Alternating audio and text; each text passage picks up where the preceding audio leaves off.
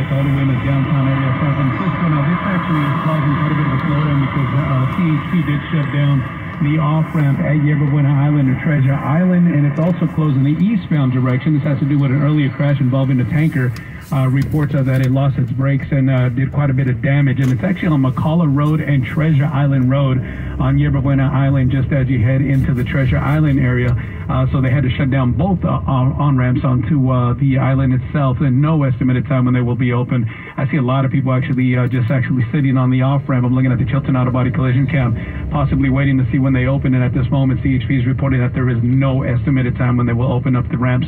So that's the reason why you are heavy coming into San Francisco. By the time you reach the 80-101 split, you're pretty much clearing out the speed limit as you continue on 101 southbound. Your next traffic update at 11:08 on the traffic leader, KCBS. Thank you, Victor. KCBS forecast. We cloud up as we head throughout the day. Rain developing late afternoon this evening in the North Bay, moving south throughout the day. Cloudy day tomorrow. Traffic and weather together on KCBS. It is Monday, April 18th, 2022. Coming up on KCBS. This is Matt Bigler in San Francisco, where the city marks the 116th anniversary of the 1906 earthquake and fire. I'm Jennifer Hodges. Thousands of nurses take to the picket lines today, saying they're understaffed and overworked. And on day 54 of Russia's invasion of Ukraine, thousands are dead and 12 million Ukrainians forced from their homes. I'm Megan Goldsby. CBS News is next. When you need to know, KCBS AM, KFRC FM, and HD1, San Francisco, Oakland, San Jose, and Odyssey Station. 11 o'clock. This is CBS News on the Hour, your home for original reporting. I'm Matt Piper in New York. Russia appears to have started its anticipated new offensive in the east of Ukraine. A top Ukrainian official says it's happening along nearly the entire front line of Donetsk and Kharkiv. CBS's Skylar Henry with more on day 54 of the war. Russia launched more than 300 missile strikes focused mostly on eastern Ukraine. One of those missiles struck a residential area, killing 2 people in Kharkiv. And missile strikes in the far western city of Lviv killed at least 7. Explosions could be heard coming from this steel plant in Mariupol, where Ukrainian forces are making their last stand. Russia has destroyed most of Mariupol in its efforts to deliver a victory ahead of a possible self-imposed deadline. Back here, the White House says it's working to ensure that the road, rail, bridge, and broadband projects funded by the bipartisan infrastructure law will be made in America. Our Stephen Portnoy's in Washington. The 17-page guidance to federal agencies points to the infrastructure law's requirement that no funds be expended unless, quote, all of the iron, steel, manufactured products, and construction materials used in the project are produced in the United States. The guidance does allow for waivers if there are not enough domestic producers of a product or if the materials cost too much. The White House hopes to grant fewer waivers over time. This just in, the CDC's mask mandate for travel and public transit like planes and trains has been struck down by a federal judge in Florida. And beginning today in Philadelphia, another indoor mask mandate amid a surge in the new COVID-19 infections there. Florida Democrats say the Republican governor's congressional redistricting map is illegal and unconstitutional. And one candidate says he is threatening fellow Republicans who try and stand in his way. Many fellow Republicans oppose Governor Ron DeSantis' map, which eliminates 2 primarily black districts. Democratic state senator and congressional candidate Randolph Bracey says DeSantis then threatened to support primary challengers to those who voted against it. He also has threatened to veto all of their projects if they vote against his congressional maps. The district where Bracey is running is not one of the 2 being eliminated. He says this is all about getting support from Republicans for presidential run. DeSantis' spokeswoman says he's not commenting. Peter King, CBS News, Orlando. The man who police say was behind a mass shooting in South Carolina over the weekend has been released on house arrest. This family member of Juwan Price was out there trying to get things for festivities that was going on this weekend that he was going to.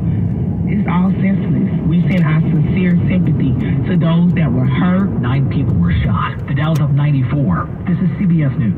Get CBS News Radio on the Odyssey app. All the audio that matters to you is on Odyssey. News, music, sports, and podcasts. Download the Odyssey app today. It is 11:03 at the Bay Area's news station KCBS. We have some more rain on the way late this afternoon. Good morning, in for Rebecca Corral. I'm Megan Goldsby. Here's what's happening. It was on this day 116 years ago that San Francisco was forever changed by a natural disaster of unimaginable proportions. As KCBS's Matt Bigler reports from Market Street, dozens gathered this morning to mark the anniversary of the Great San Francisco earthquake and fire. April 18th, 1906 at 5:12 a.m.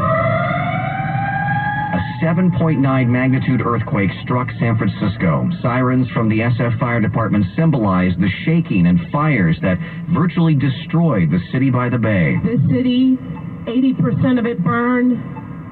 Over 3,000 people lost their lives. Mayor London Breed was one of dozens marking the 116th anniversary at Lauda's Fountain, where survivors gathered after the destruction. But the city ultimately recovered, not unlike the recovery we're in now from the pandemic.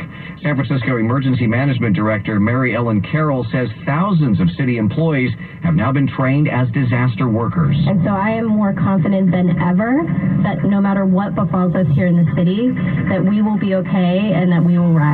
Back to tell you, San Francisco. On Market Street in San Francisco, Matt Bigler, KCBS. Thousands of Sutter nurses and healthcare employees who are walking off the job today say chronic understaffing has forced them to the picket line. KCBS's Jennifer Hodges is in Santa Cruz at one of those sites with the latest. It's been a chronic issue. Southern nurse Tamara Hinckley is referring to the nursing shortage and understaffing.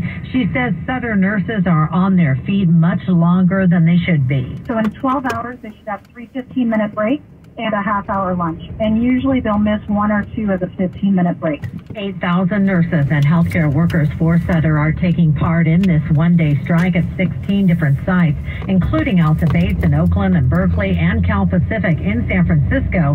Hinckley says ultimately it's the patients who pay the price. When we're not staffed appropriately, when nurses start getting fatigued, it can cause a delay in patient care. Sutter did issue a statement on Sunday saying all the vacant positions today will be filled with contracted workers.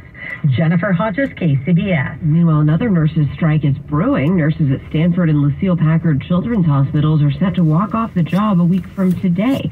The two sides have failed to reach an agreement on a bunch of contract issues after 13 weeks of bargaining and several meetings with a federal mediator.